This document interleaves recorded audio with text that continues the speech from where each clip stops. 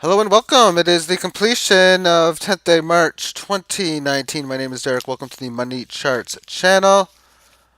Let's start off by talking about the previous video that I created, and it's got to be one of my favorite ones of all time.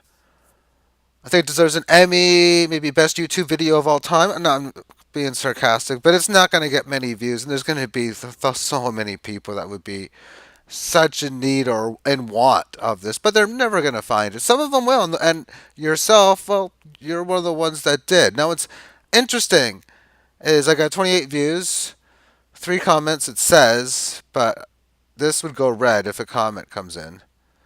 5 thumbs up, nil on the thumbs down. But if I go to the comment section, there are no real ones. It says published comments, no comments to display, 2 held for review, 1 likely spam.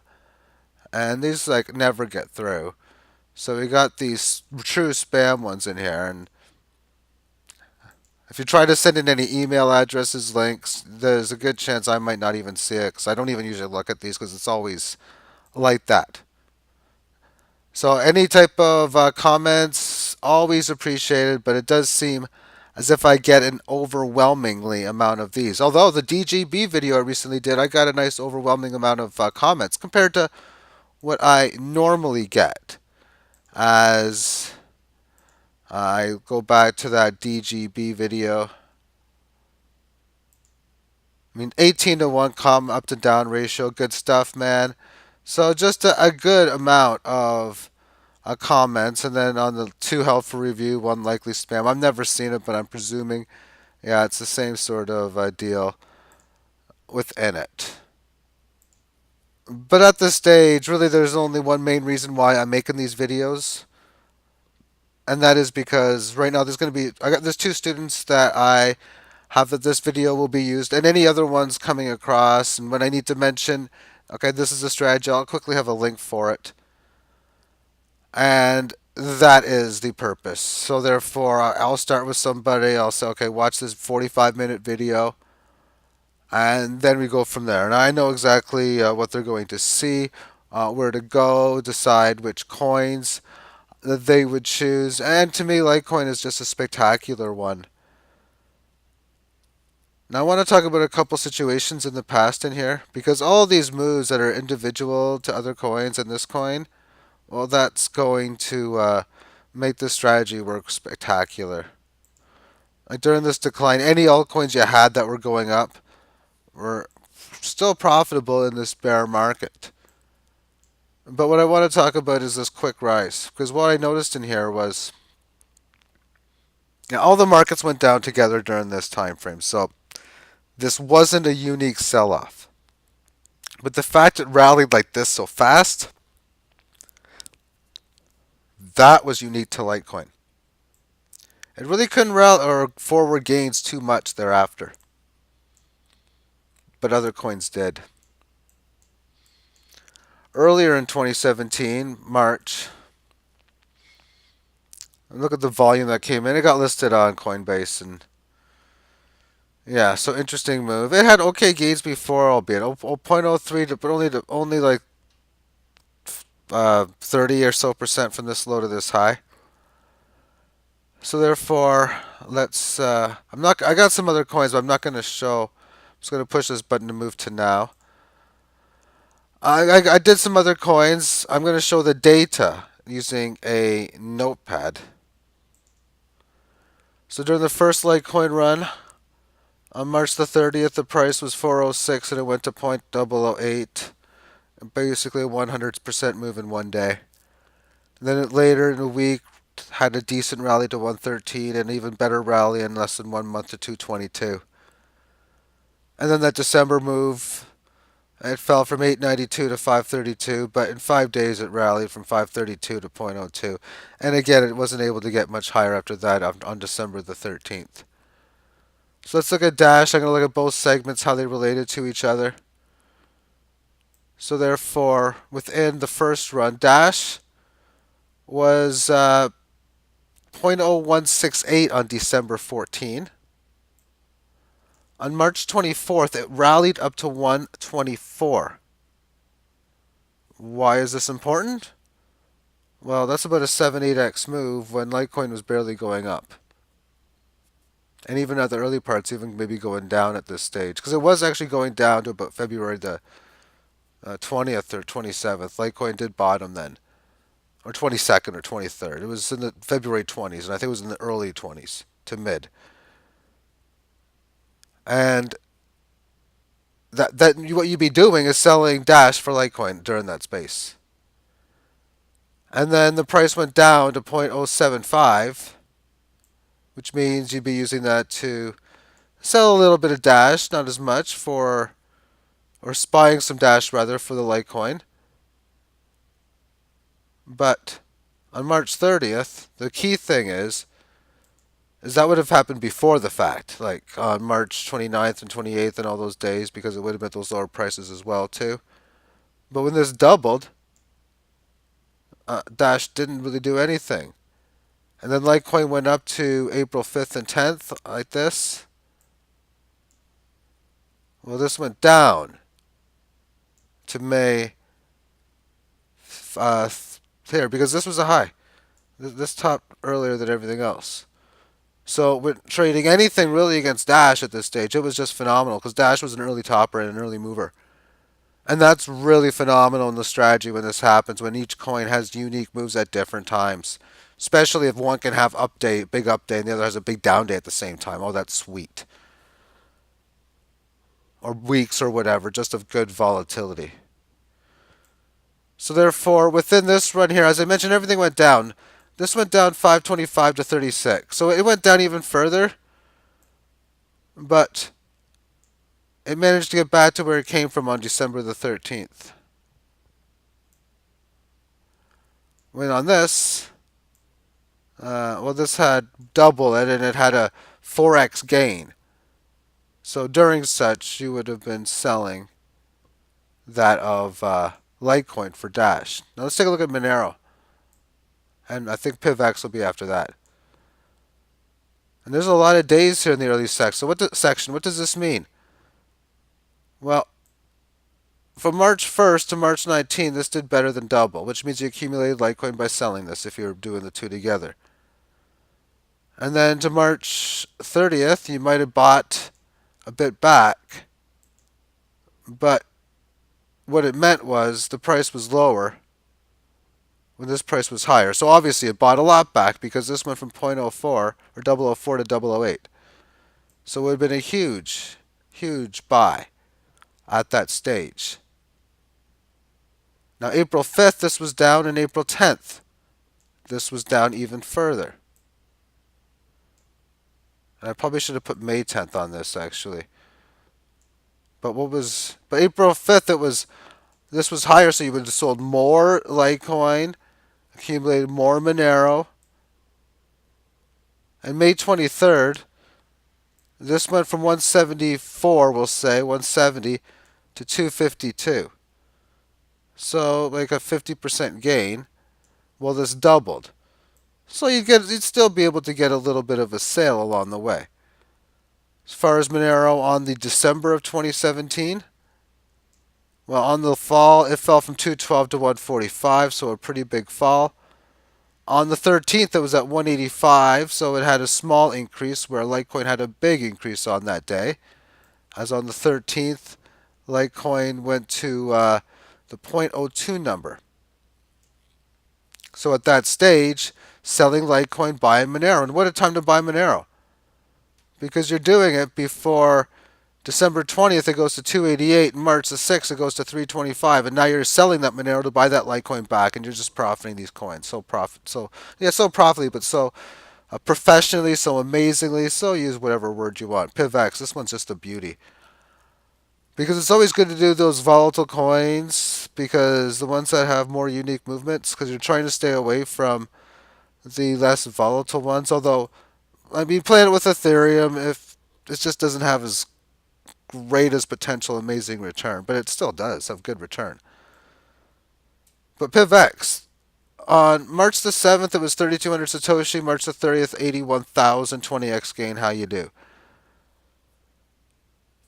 Better than 20x even. And March 30 is when Litecoin had its top, or its move. So before then, you were doing all this selling for Litecoin, and on that day, PivX, you'd just be buying it back. But even still, as the price dropped to April 4th and Litecoin prices increased a little bit, you're buying back more. Now, this one here goes to 180,000 on April the 16th. Now, I don't think I got the prices for this time here, but you can rest assured that it wasn't going anywhere near as up as this when this had this kind of gain, as this was like about a 6x move almost. 4x rather, excuse me, 4x move. I have to increase. It's better than 3, add one more number, because 3 is under 150. So obviously in this case, selling PivX for Bitcoin, and then on May the 10th, this would have reached 60,000 Satoshi, and well, obviously what an amazing trade that is when it makes those kinds of moves. And phenomenal again in December. As we have December the 8th, its bottom point was 23,000, December 13th, 30,000. So it had an okay gain. And back with Litecoin again. Well, December 8th, 36. That's Dash. December 8th, 532, and it had the 4x gain on 13.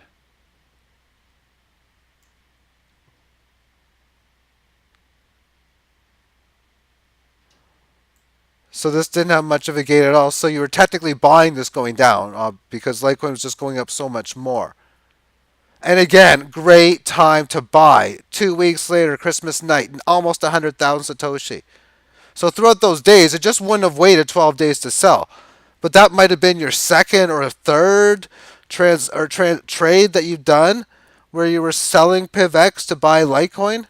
Because Bitcoin or Litecoin already finished its move. Let's look at Litecoin from December 13th to the 25th. So we'll scroll back to that time frame.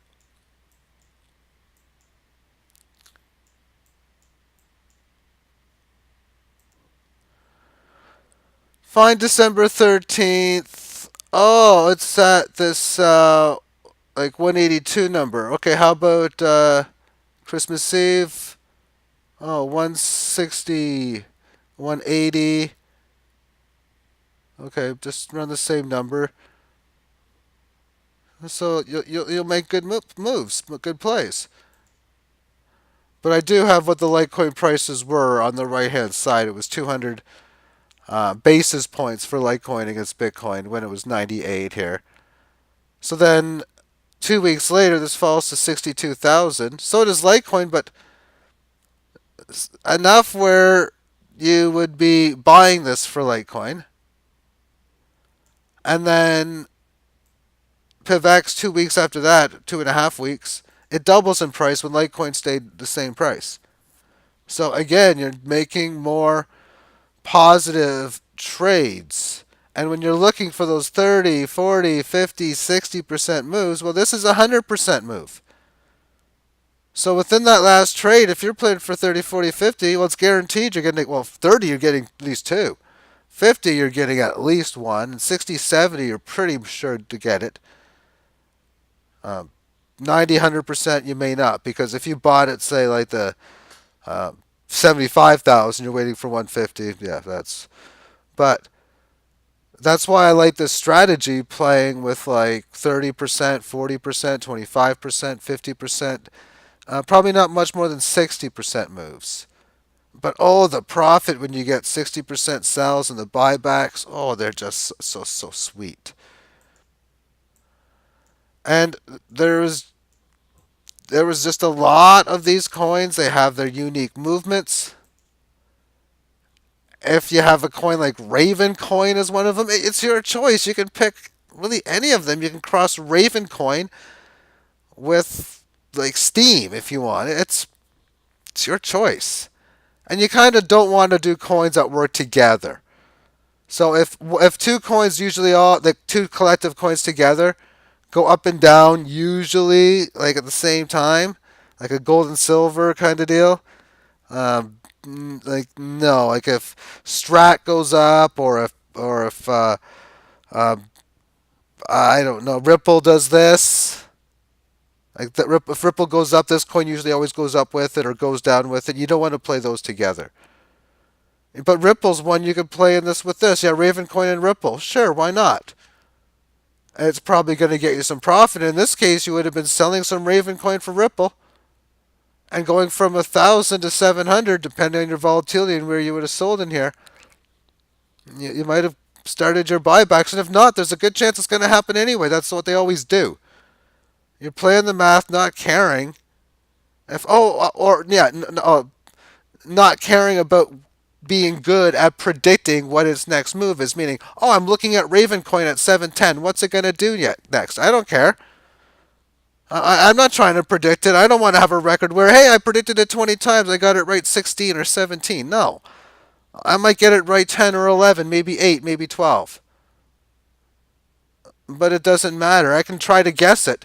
I could be right 4 times, 10 times, or 16 times. It ain't going to matter when I use this mathematical strategy because it's like waiting for you. Okay.